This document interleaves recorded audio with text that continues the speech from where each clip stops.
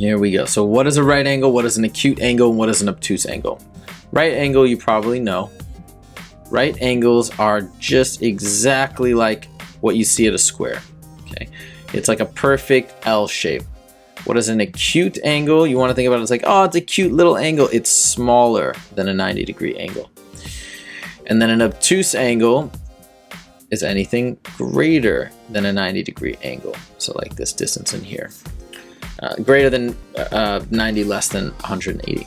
So now let's look at all these values.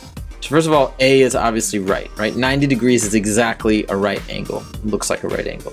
100's greater, so B is greater than a right angle, so it's obtuse.